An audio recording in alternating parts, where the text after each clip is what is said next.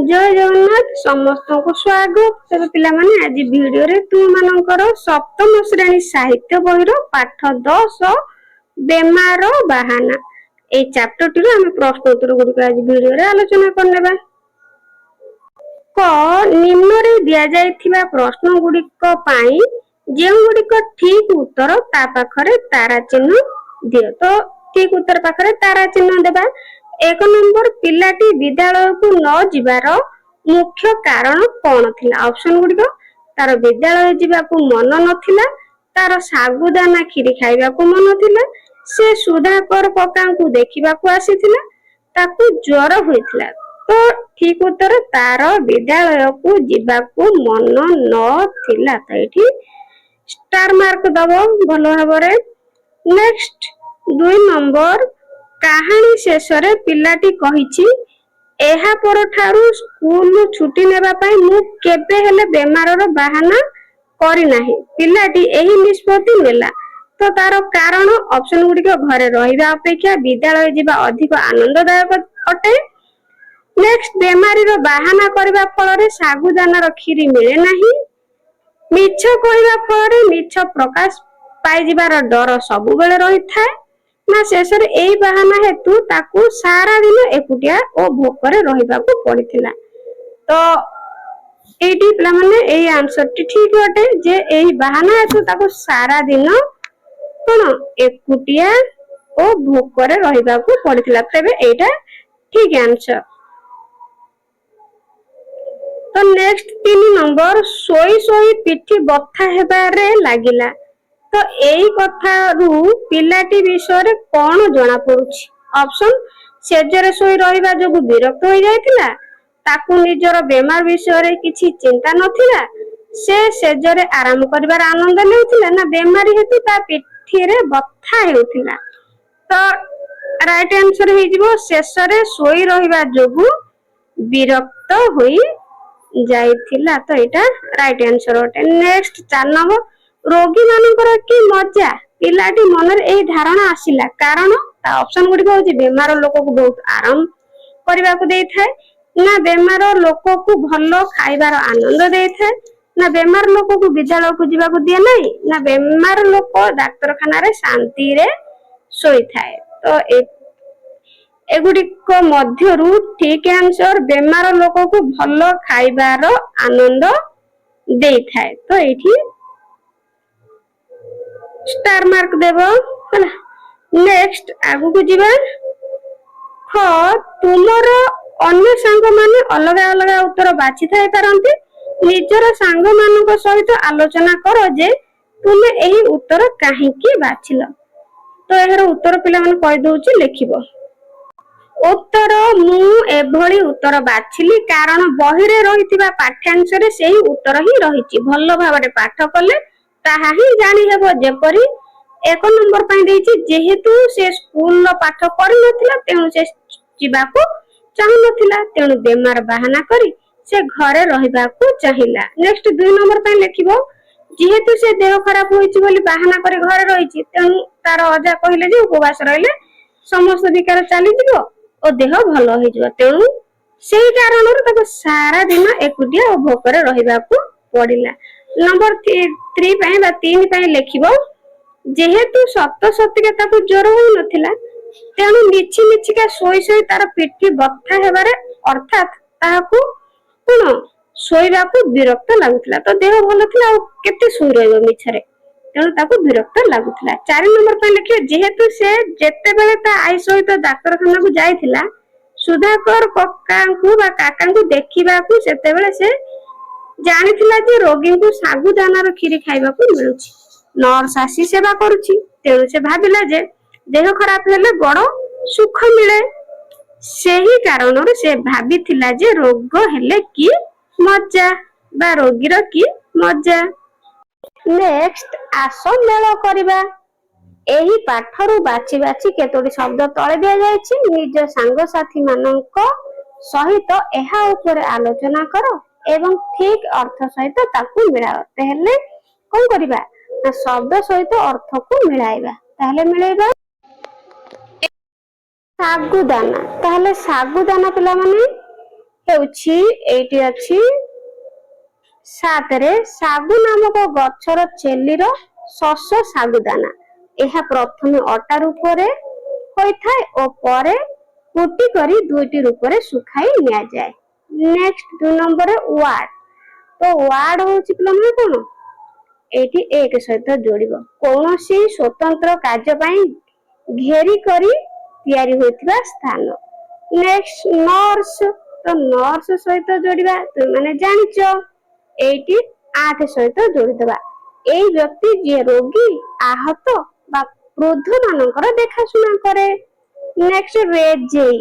ତ ପିଲାମାନେ ରେଜେଇ ଯୋଡ଼ିବା ଏଇଠି। 2 ନମ୍ବର ସହିତ ଏକ ପ୍ରକାର ଶୀତ ବସ୍ତ୍ର ଯାହାର କପଡ଼ା ଦୋହରା ହୋଇଥାଏ ଓ ଯେଉଁଥିରେ ତୁଳା ପୁରୀ ରହିଥାଏ। ଥର୍ମୋମିଟର। ଥର୍ମୋମିଟର ମଧ୍ୟ ତୁମେ ଜାଣିଛ, ଯାହାକି 3 ସହିତ ଯୋଡ଼ିବ ଶରୀରର ତାପମାତ୍ରା ଜ୍ୱର ମାପିବା ନିମିତ୍ତ ଏକ ଛୋଟ ଯନ୍ତ୍ର। ନେକ୍ସଟ କାଡା। ତ କାଡା ବି ପିଲାମାନେ ଜାଣିଥିବ। କାଡା ହଉଛି ଏଇଠି ଯୋଡ଼ିବ 4 ସହିତ। କେତେ ପ୍ରକାରର ଜଡିବୁଟି ଓ ଔଷଧକୁ ଫୁଟାଇ ରସରେ ତିଆରି କରି ଦିଆଯାଇଥାଏ। ଏହାକୁ ଥଣ୍ଡା, କାଶ, ଜ୍ୱର ଓ ପାଚନ କ୍ରିୟା ସହିତ ସଂଯୁକ୍ତ ସମସ୍ୟାରେ ଲାଭଦାୟକ ବୋଲି ସ୍ୱୀକାର କରାଯାଏ। ତାପରେ ଡ୍ରାଇ କ୍ଲିନର। ତ ଡ୍ରାଇ କ୍ଲିନର ହଉଛି ପିଲାମାନେ 5 ସହିତ ଯୋଡ଼ିବ। ରେଶମୀ, ପଶମ, ମଖମଲ ଭଳି ବସ୍ତ୍ରକୁ ପାଣି, ସାବୁନ ଓ ଡିଟରଜେଣ୍ଟ ବିନା ଯନ୍ତ୍ରରେ ସଫା କରୁଥିବା ଲୋକ। ନେକ୍ସଟ ପିଲାମାନେ ତାଜମହଲ। ତ ତାଜମହଲ ବି ଜାଣିଛ, ବହୁତ ଜଣାଶୁଣା, ଯେ କି ଉତ୍ତରପ୍ରଦେଶର ଆଗ୍ରା ସହରରେ ସ୍ଥିତ 17ଶ ଶତାବ୍ଦୀରେ ନିର୍ମିତ ଏକ ବିଶ୍ୱ ପ୍ରସିଦ୍ଧ ସ୍ମାରକ ସ୍ଥଳ, ଯାହା ଶଙ୍ଖ ମଲମଲ ପଥରରେ ତିଆରି ହୋଇଛି। ବୁଝିପାରିଲ? ତ ଏଇଗୁଡ଼ିକ ସବୁ ଯୋଡ଼ି ନେବ।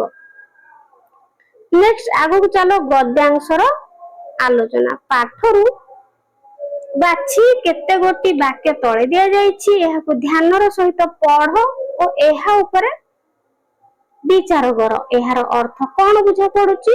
ନିଜର ବିଚାରଧାରାକୁ ଦଳରେ ଆଲୋଚନା କର ଓ ଲେଖ।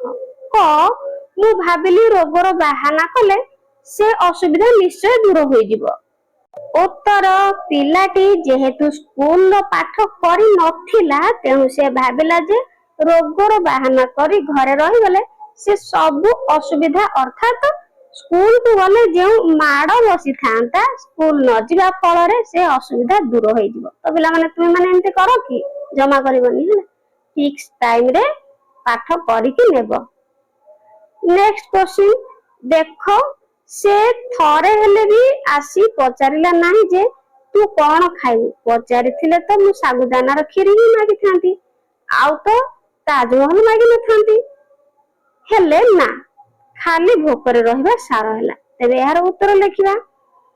ସ୍କୁଲ ପାଠ ନ କରିଥିବାରୁ ବେମାରର ବାହାନା କରି ପିଲାଟି ଘରେ ରହିଗଲା ସିନା, ହେଲା, ଘରେ ସିନା ରହିଗଲା, ହେଲେ ଏବେ ସେ ଜାଣୁଛି ବେମାର ହେବା ପ୍ରକୃତରେ ମଜାର କଥା କି ହଇରାଣର କଥା। ଅଜା କହିଛନ୍ତି ଯଦି ସେ ଉପାସରେ ରହିବ ତେବେ ସବୁ ପ୍ରକାର କଣ ବିକାର ପଳାଇବ ଓ ସେ ଭଲ ହୋଇଯିବ। ସେହି କାରଣରୁ ତାକୁ କେହି ଖାଇବାକୁ ଦେଇନାହାନ୍ତି। ସେ ଦେଖୁଛି ଯେ ମନୁ ବି ସ୍କୁଲରୁ ଆସି ସାରିଲାଣି, ସେ ବି ତାକୁ ପଚାରୁନାହିଁ ଯେ କଣ ଖାଇବ ବୋଲି। ସେଇ କାରଣରୁ ସେ ଭାବୁଛି ଯେ ମନୁ ଯଦି ତାକୁ ଖାଇବା କଥା ପଚାରିଥାନ୍ତା, ତେବେ ସେ ତ ଶାଗୁ କ୍ଷୀରି ହିଁ ମାଗିଥାନ୍ତା, ସେ ତାଜମହଲ ମାଗିଥାନ୍ତା କି? ତ ଏହି କଥା କେବଳ ସେହି ପିଲାଟି ଭାବୁଛି ଯିଏ ମାଡ଼ ଭୟରେ କେବଳ ଘରେ ବେମାରୀର ବାହାନା କରି ଘରେ ରହିଯାଇଥିଲା। ବୁଝିହେଲା? ଆସ ଚିନ୍ତା କରିବା। ପାଠଟିକୁ ଆଉ ଥରେ ଧ୍ୟାନର ସହିତ ପଢ, ଖୋଜ ଓ ଲେଖ। କ ଡାକ୍ତରଖାନାରେ ପିଲାଟିକୁ କେଉଁ କେଉଁ ପଦାର୍ଥ ଭଲ ଲାଗିଲା ଓ କାହିଁକି?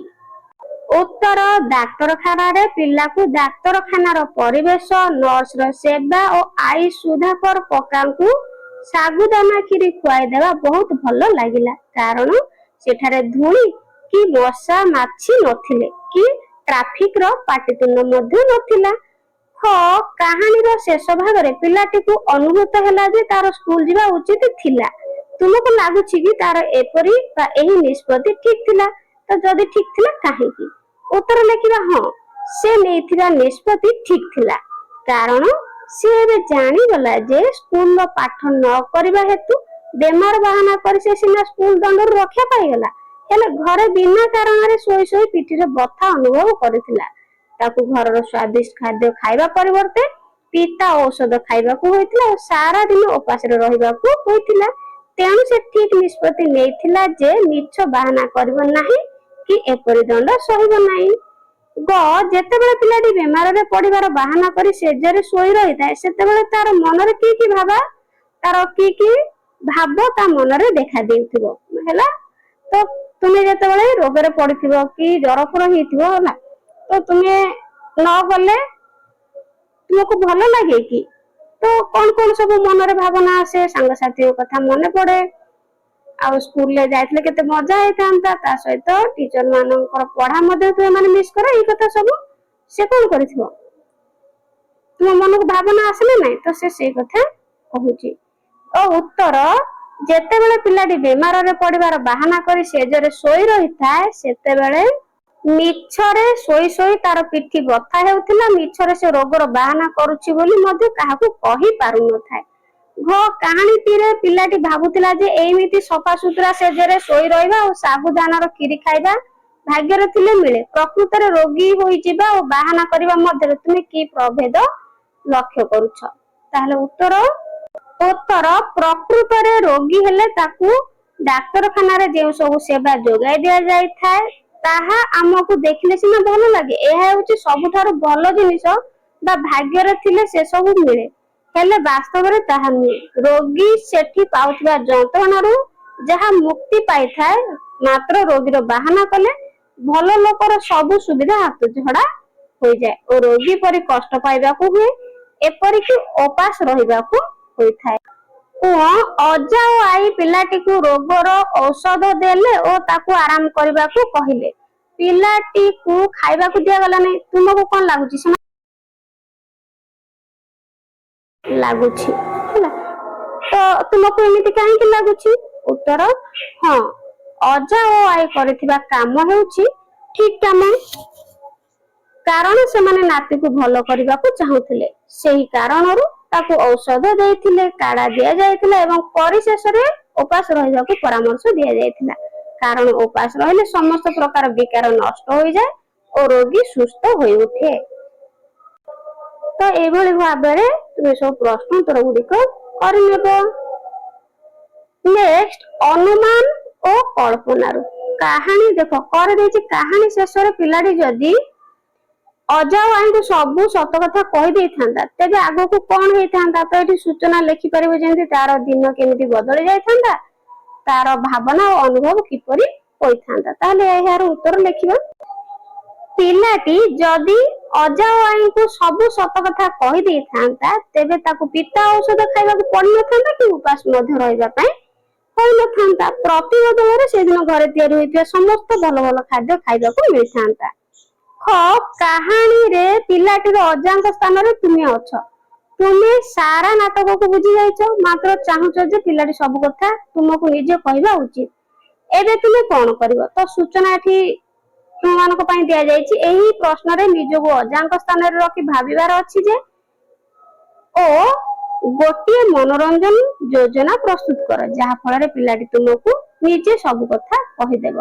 ତାହେଲେ ଉତ୍ତର, ପିଲାଟି ଠାରୁ ସତ ଆଦାୟ କରିବାକୁ ହେଲେ ପ୍ରଥମେ ତାକୁ ସାମାନ୍ୟ ଭୟ ଦେଖାଇବାକୁ ପଡିବ, ଯେପରି ନର୍ସ ଆସିବେ ଓ ଇଞ୍ଜେକ୍ସନ ଫୋଡ଼ିବେ ଇତ୍ୟାଦି, ଯାହା ଫଳରେ ଛୁଞ୍ଚିରେ ଫୋଡା ହେବାକୁ କେହି ଆଦୌ ଭଲ ପାଇବେ ନାହିଁ।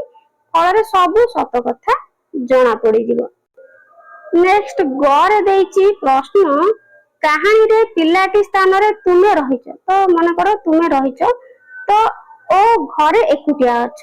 ଏବେ ତୁମେ ବ୍ୟାକୁଳତା ଠାରୁ ରକ୍ଷା ପାଇବା ପାଇଁ କଣ କଣ କରିବ? ଉତ୍ତର ଲେଖିବା। ଉତ୍ତର, ଯଦି ମୁଁ ପିଲାଟି ସ୍ଥାନରେ ରହିଥାନ୍ତି ତେବେ ଅଜା ଓ ଆଈଙ୍କୁ ଡାକି ସତ କଥା କହିଦେଇଥାନ୍ତି ଯେ ମୁଁ ସାବୁଦାନା କ୍ଷୀରି ଖାଇବାକୁ ମୋର ବେମାର ବାହାନା କରିଛି ବୋଲି। ତେବେ ସେମାନେ ସତ କଥା ଶୁଣି ଖୁସି ହୋଇଥାନ୍ତେ ଓ ନିଶ୍ଚିତ ଭାବରେ ସାବୁଦାନା କ୍ଷୀରି ତିଆରି କରି ଖାଇବାକୁ ଦେଇଥାନ୍ତେ। ତାପରେ କାହାଣୀର ଶେଷରେ ପିଲାଟିକୁ ଲାଗିଲା ଯେ ସେ ସ୍କୁଲ ଯିବାକୁ ଚାହୁଁଥିଲା। କଳ୍ପନା କର, ଯଦି ସେ ସ୍କୁଲକୁ ଯାଇଥାନ୍ତା ତେବେ ପରିସ୍ଥିତି କଣ ହୋଇଥାନ୍ତା? ଯଦି ପରଦିନ ସେ ସ୍କୁଲକୁ ଯାଇଥିବ ତେବେ ତାର କଣ କଣ କଣ ସେ କଣ କରିଥିବ? उत्तर जदि से स्कूल जाइथांता तेबे स्कूल पाठ करि नथिबारु श्रेणी शिक्षक विरक्त होइथांते ओ दंड मध्ये देइथांते। सेही स्कूल समय रे सेही पाठ को करबा को कहिथांते किबा ता पर दिन को करिके आनिबा को कहिथांते। मात्र से जदि ता आर दिन स्कूल जाइथिबो तेबे मध्ये सेही कथा होइथिबो जे स्कूल शिक्षक प्रथमे पचारिबे काली काहे स्कूल आसिला नाही बोली परे परे पाठ करा होइछि कि नाही तार तदारक मध्ये करिथांते। पाठ न करिथिबा कथा जानिथिले विरक्त होइथांते ओ दंड मध्ये देइथांते। नेक्स्ट कहानी रे अजा ओ आई पिलाटीर रोग ठीक करिया पई औषध देले ओ खाइबा पई किछि देले नाही। तो जदि तुमे अजा आई को पाखरे थांतो तेबे कोन करिथांतो? उत्तर लिखिबो जदि मु जदि अजा ओ आई को पाखरे थांती तेबे केबे उपास रे रहि न थांती। अजा ओ आई को सत कथा कहि दे थांती से माने प्रथम हुए तो मु मिछ कहितबार विरक्त होई थांते तेबे उपास रे न रखी खाइबा को दे थांते। विशेष करी साबुदाना खीर तयारी करी खाइबा को मधु दे थांते। कहानी रचना डाक्तरखानार परिवेश मते बहुत भल लागुथिला। बड़ बड़ झरका गुड़िक पाखरे सबुजिमा भरा गछ झुलुथिले। सेठारे ना सुबुथिला ट्राफिक रो पाटितुंड ना थिला धूली ना मशा माछी खाली जहा लोकंकर धीरे धीरे कथावार्ता हेबार चापा गुणगुण स्वर सुबुथिला। एही धाड़ी गुड़िक ऊपर ध्यान दियो। एही धाड़ी गुड़िकर एमिति लागुची सते जेमिति हमर आखि आगरे डाक्तरखानार चित्र भासी उठुची। लेखारे एहाकू चित्रात्मक भाषा कहंती। अनेक लेखक निजर रचना को रोचक और सरस सुंदर करिया पई उपयुक्त स्थान रे अनेक वस्तु कार्य स्थान आदि विस्तृत भाव में वर्णना करिथांती। लेखक एही कहानी को सरस और रोचक करबा निमित्त आहुरी अनेक उपाय व्यवहार करिसेंती। उदाहरण स्वरूप से कहानी रे पिलाटी द्वारा कल्पना करबा रो मध्य प्रयोग करिसेंती। तो जेतेबेले पिला एकुटिया सोई सोई घर बाहर रो लोक मानक विषय भाबुची एही कहानी रे एमिति किछि विशेषत्व लुचि रहिछि। ताहले एडी क्वेश्चन पचारिछि एही पाठटी को आउ थरे पढो और निज दल मध्य रे एही पाठ रे थिबा अन्य विशेषत्व गुडिकर तालिका करो। निज दल रो सूची को श्रेणी रे समस्त सहित आलोचना कर। तो ताहले ए पिला माने ए प्रश्नटी रो उत्तर लिखिबा। उत्तर रे प्रथम लिखिबा चित्रात्मक भाषार प्रयोग। कहानी रे कौनसी वस्तु कार्य और स्थान वर्णना एते सुंदर और विस्तृत भावे करा जायछि जे ताहा पढ़िले आखि आगरे एक चित्र भासी उठे। उदाहरण स्वरूप डाक्तरखानार शांत परिवेश और बड़ झरकार वर्णना। दुरे लिखिबो पिलाटी द्वारा कल्पना करिबा।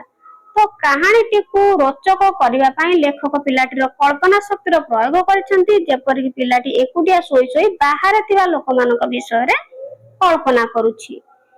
3 रे लिखिबो गत कथा को मने पकाइबा। तो पिलाटी तार पुराना कथा एवं अनुभूति को मने पकाइबा वर्णना करा जायछि। 4 रे हास्य रसर प्रयोग। कहानीटी रे हस मजार उपयोग करा जाय एहा को आउरी सरस करा जायछि।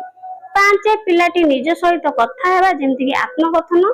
पिलाटी किपरि निज मन भितरे निज सह कथा होछि तार सुंदर उपस्थापना करा जायछि। 6 चिंता करिवार ढंग रे परिवर्तन। घटना चक्र रे पिलाटीर चिंताधारा रे किपरि परिवर्तन आसीछि ताहा कहानी रो अन्यतम विशेषत्व।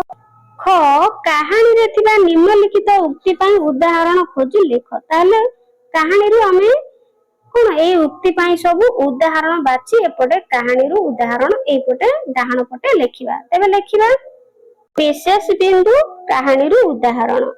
पिलाटी द्वारा गत कथा को मने पकाइबा। तो श्रेणी रे गुरुजी और गुरुमा देथिबा पाठर उत्तर मु करि नथिले स्कूल गले तो निश्चय दंड मिलिबो। हास्य अर्थात हस मजार उपयोग करा जिया। पचारिथिले तो मु सागुदानर खीर मागी थांती आ तो ताजमहल मागी नथांती। पिलाटी द्वारा चिंता करिवार ढंग रे परिवर्तन आनिबा। कहानी आरंभ रे पिलाटी भाबुथिला रोगी मानकर कि मजा। मु भाबिले एमिति सफा सुतरा बिछଣା ऊपर सोई रहइबा आउ सागुदानर खीर खाइबा भाग्यर थिले मिले। मात्र दिन सारा भोकिला रहइबा परे तार चिंताधारा बदलिछि एवं से अनुभव करिछि जे एहा अपेक्षा स्कूल जाइथिले भलो होइथांता। दंड तो ମିଳିବ ମିଳୁ ହେଲା, ଦଣ୍ଡ ମିଳିବ ତ ମିଳୁ। ତ ପିଲାଟି ଏଇ କଥା ଚିନ୍ତା କରିଛି। ତାପରେ କାହାଣୀରେ ଅନ୍ୟ କିଛି କଥାରେ ମୁଣ୍ଡ ନ ପୁରେଇବା। ତ ଏଥିପାଇଁ ଉତ୍ତର ହୋଇଛି ପିଲାଟି ବେମାର ବାହାନା କରି କେବଳ ବିଛଣାରେ ପଡି ରହିଛି ଏବଂ ଅନ୍ୟ କଥାରେ ସାମିଲ ନ ହୋଇ କେବଳ ଘର ଭିତରେ ରହି ଅନୁମାନ କରୁଛି। ମୁଁ ରେଜେଇ ଭିତରେ ଥାଇ ଘରେ ଚାଲୁଥିବା ସମସ୍ତଙ୍କ ଗତିବିଧିକୁ ଅନୁମାନ କରୁଥାଏ। ତାପରେ ପିଲାଟି ନିଜ ସହିତ କଥା ହେବା। ସୁଧାକର କକାଙ୍କ ସ୍ଥାନରେ ମୁଁ ହୋଇଥାନ୍ତି କି ସେ ସୁଯୋଗ ନିଅନ୍ତି। ତ ଏମିତି ଲେଖିବ। ନେକ୍ସଟ ଆଗକୁ ଯିବା, ସମସ୍ୟା ଓ ସମାଧାନ। କାହାଣୀକୁ ଆଉ ଥରେ ପଢି ଖୋଜ। ପିଲାଟି ଆଗରେ କେଉଁ ସମସ୍ୟା ଥିଲା, ସେ ସେଇ ସମସ୍ୟାର କି ସମାଧାନ ବାହାର କଲା। ଉତ୍ତର, ପିଲାଟିର ସମସ୍ୟା ଥିଲା ଯେ ସ୍କୁଲ ପାଠ କରିନଥିଲା, ତେଣୁ ସେ ସେଇ ସମସ୍ୟାର ସମାଧାନ ବାହାର କରିଥିଲା ଯେ ସେ ବେମାର ହୋଇଛି ବୋଲି ବାହାନା କରି ସ୍କୁଲ ଯିବ ନାହିଁ କି ଦଣ୍ଡ ପାଇବ ନାହିଁ, ବରଂ ଘରେ ରହି ଶାଗୁ ଦାନା କ୍ଷୀରି ଖାଇବ।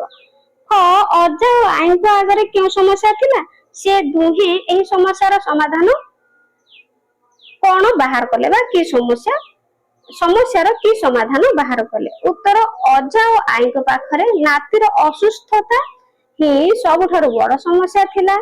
ଏହି ସମସ୍ୟାର ସମାଧାନ ପାଇଁ ସେ ନାତିର ନାଡି କଣ କରୁଥିଲେ, ଦେଖୁଥିଲେ। ପିତା ଔଷଧ ଦେଉଥିଲେ ଓ କାଡା ଭଳି ଚା ପିଇବାକୁ ଦେଇଥିଲେ। ଶେଷରେ ତାକୁ ଉପାସ ରହିବାକୁ ପରାମର୍ଶ ଦେଇଥିଲେ, ଯାହା ଦ୍ୱାରା ଦେହର ସମସ୍ତ ବିକାର ଦୂର ହୋଇଯିବ ଓ ନାତି ସୁସ୍ଥ ହୋଇ ଉଠିବ। ନେକ୍ସଟ, ଶବ୍ଦ ସହିତ ଯୋଡି ହୋଇଥିବା ଶବ୍ଦ। ତ ତଳେ ଦିଆଯାଇଥିବା ସ୍ଥାନ ମାନଙ୍କରେ ବେମାର ସହିତ ଯୋଡି ହୋଇଥିବା ଶବ୍ଦ ଗୁଡିକୁ ଏହି ପାଠରୁ ଖୋଜି ଲେଖ। ତେବେ ଲେଖିବା କଣ ନା ବେମାର ସହିତ ଯେମିତି କାଡା ଅଛି, ତ ସେଇଭଳି ବାକି ଗୁଡିକ ଆମେ କଣ କରିବା, ଲେଖିବା ଯୋଡି ହେଇଥିବା ଶବ୍ଦ। ଯେମିତି କି ଲେଖିବା ଡାକ୍ତରଖାନା, ତାପରେ ଏଇଠି ଲେଖିବ ପିଲାମାନେ ଜ୍ୱର ହେଲା, ଜ୍ୱର। ଏଠି ଲେଖିବ ୱାର୍ଡ। ତାପରେ ଏଠି ଲେଖିବ ଶାଗୁ କ୍ଷୀରି,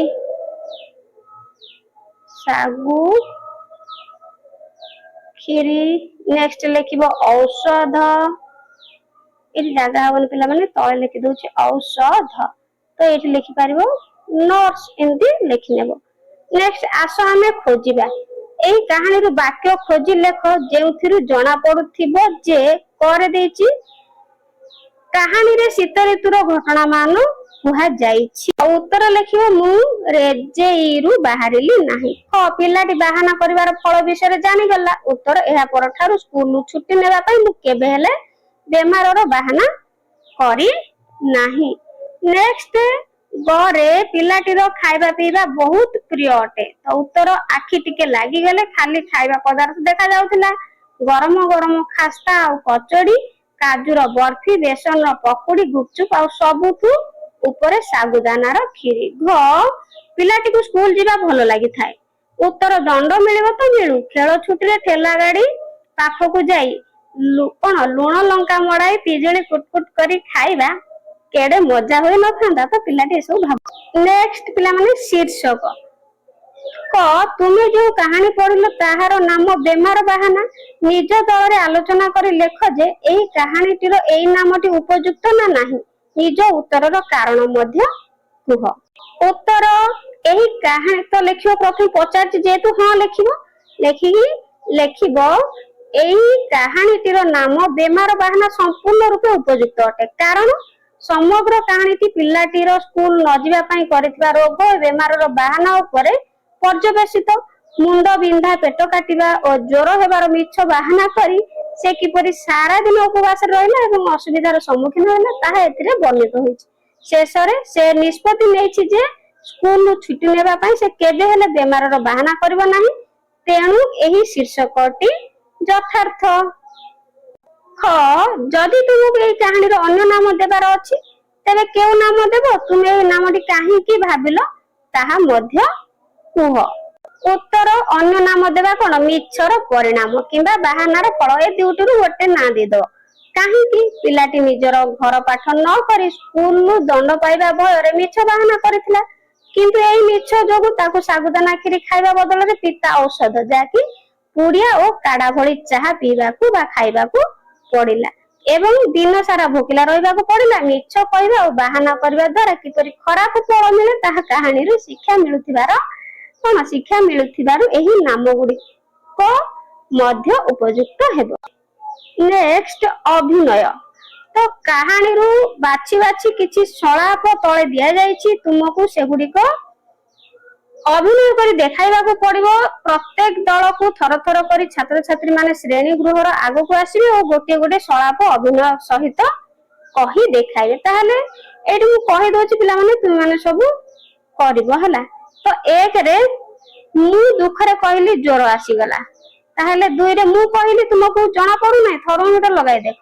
3 ମୋର ମୁଣ୍ଡ ବିନ୍ଧା ହେଉଛି, ପେଟ କାଟୁଛି ଆଉ ମତେ ଜ୍ୱର ମଧ୍ୟ ଆସିଛି। 4 ତାପରେ ଅଜା କହିଲେ ଆଜି ଏହାକୁ କିଛି ଖାଇବାକୁ ଦେବନି, ଆରାମ କରିବାକୁ ଦିଅ, ସନ୍ଧ୍ୟାକୁ ଦେଖିବା। ତ ଏଇଭଳି ତୁମେ କଣ କରିବ ପିଲାମାନେ କହିଲ ନା ଶ୍ରେଣୀରେ ତୁମେ ମାନେ କଣ କରିବ ଅଭିନୟ କରିବ। ବୁଝିଲା? ଏହାର ଉତ୍ତର କିଛି ନାହିଁ, ତୁମେ ମାନେ ବାସ୍ ଏଇ କଥା ଗୁଡିକ ତୁମେ ମାନେ ବହି ଦେଖିବ କିମ୍ବା ତୁମ କଣ ମନେ ରଖିକି କହିବ। ତୁମ ଟିଚର ମାନଙ୍କର ଯାହା ଆଦେଶ ବା ନିର୍ଦ୍ଦେଶ ହବ ତୁମେ ମାନେ ସେୟା କରିବ କ୍ଲାସରେ। ବୁଝିଲା? ତାପରେ ମୁହଁରେ ହସ। ଏଇ କାହାଣୀରେ ଅନେକ ଘଟଣା ଘଟିଛି ବା ରହିଛି ଯାହାକୁ ପଢି ମୁହଁରେ ହସ ଆସି ଯାଉଛି। ଏହି କାହାଣୀରେ ଯେଉଁ କଥା ଗୁଡିକୁ ପଢି ତୁମର ମୁହଁରେ ହସ ଆସୁଥିଲା ତ ତାହାକୁ ରେଖାଙ୍କିତ କର। ହେଲା? ତାହେଲେ ଲେଖିବା କଣ କଣ ସବୁ ଟପିକ ଆମେ ଯୋଉ ପଢୁଥିଲେ ଉକ୍ତି ଗୁଡାକ, ତ ଟପିକ ରୁ ଯାହା ସବୁ ଉକ୍ତି ଆମେ ପଢୁଥିଲେ ଆମକୁ ହସ ଲାଗୁଥିଲା ନା ବହୁତ, ତ ସେଇ କଥା ଗୁଡାକ ଏଠି ଖୋଜିକି ଲେଖିବ, ରେଖାଙ୍କିତ କରିବ। ତ ଉତ୍ତର 1ରେ ଲେଖିବ ପଚାରିଥିଲେ ତ ମୁଁ ଶାଗୁଦାନାର କ୍ଷୀରି ମାଗିଥାନ୍ତି ଆଉ ତ ତାଜମହଲ ମାଗି ନଥାନ୍ତି। ତ ଏମିତି ତୁମେ ମାନେ ରେଖାଙ୍କିତ କରିବ। ବୁଝିଲା? ନେକ୍ସଟ 2 ନମ୍ବର ପଏଣ୍ଟ ଲେଖିବ କେମିତି ଚଷୁଛି, ଟାକୁଆକୁ ପୁରା ପାଟିରେ ପୁରେଇ ଦେଇଛି, ଯେପରି ଆମ୍ବ କେବେ ଦେଖାଯିବ ନାହିଁ, ଭୋକିଲା କେଉଁଠି ଥିଲା। ହେଲା? ଏମିତି ରେଖାଙ୍କିତ କରିବ ଲେଖିଦେଇକି।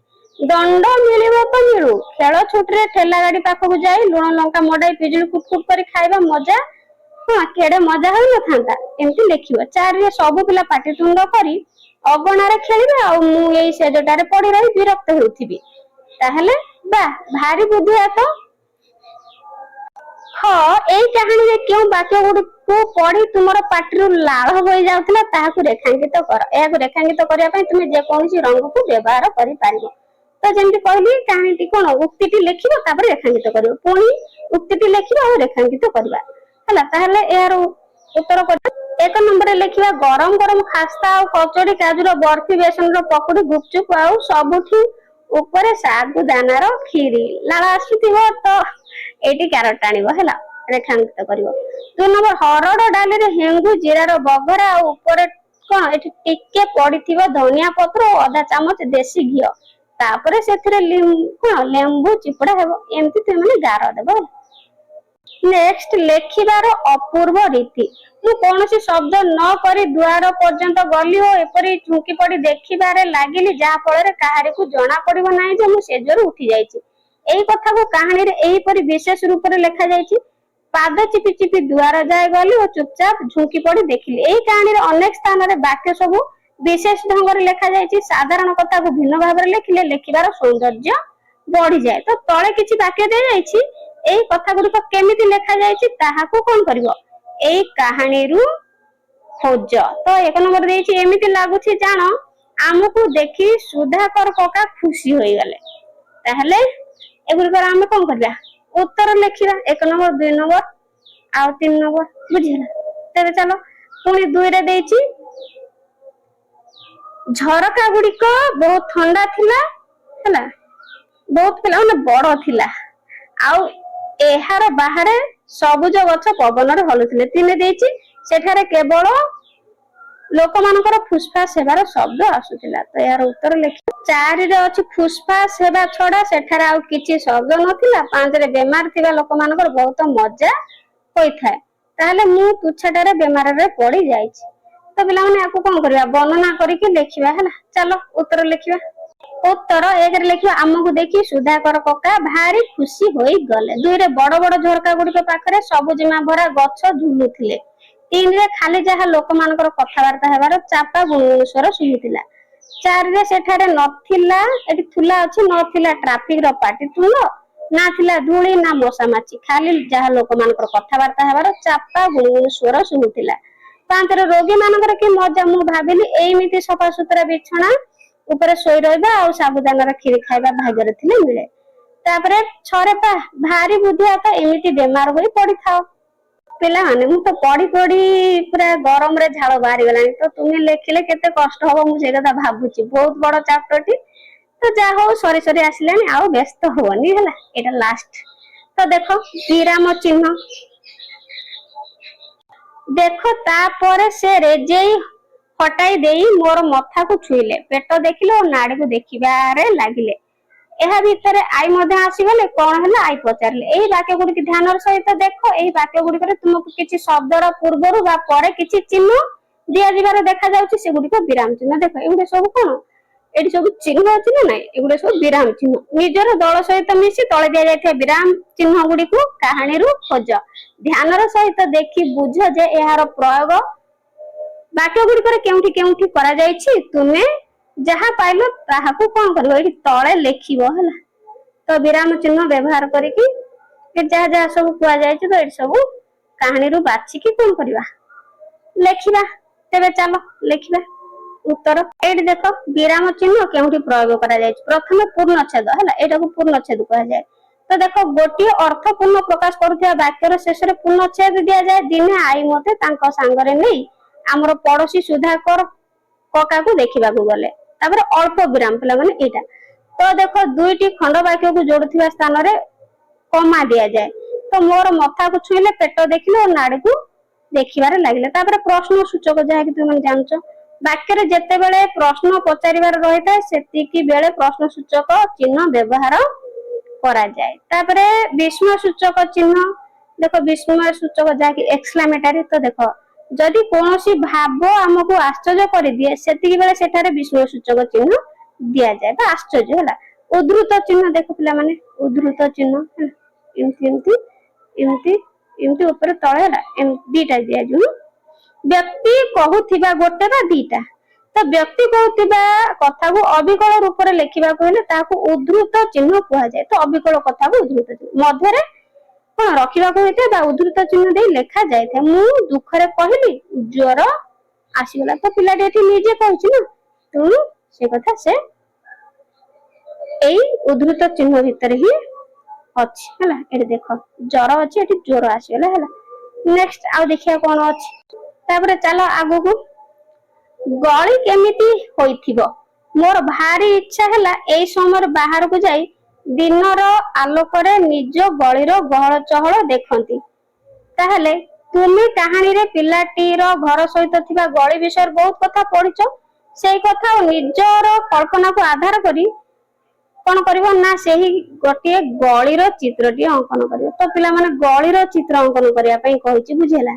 ताहले देखो पिला माने एठी गोटे गळीर चित्र एम्ति तुमानको पई कि कोन करछि प्रोवाइड करछि। तो देखो तुम माने एई भली चित्र करिवो हला करिकि देखो पिला खेलुथिबे गछ थिबो गळी देखो केमति घर होईछि मझिरे जो गळी एटा रास्ता कोंति गळी रास्ता हला। तो एई भली तुम माने विभिन्न प्रकार कलर देकी एई भली चित्र अंकन करिवो बुझिला। किंबा तुम बही रे नले सेई चैप्टर रे जो चित्र गुडी अछि सेइथुरु देखिकि किछि मनरु भाबिकि करिवो हम भाबुछि एई चित्रटा ही करिवो हला आउ भलो भाबरे कलर करिवो। तो बहुत बड़ चैप्टर रे जा हो सरिला तेनु तुम माने अधैर्य न होई भलो भाबरे पढी कि प्रश्न उत्तर गुडी करि नेबो बुझिला। आशा करूछि वीडियोटी हेल्पफुल हेतु तेबे चैनल ले नुआ थिले चैनल को सब्सक्राइब और लाइक करिया पई जमार भूलिबनी। Thank you.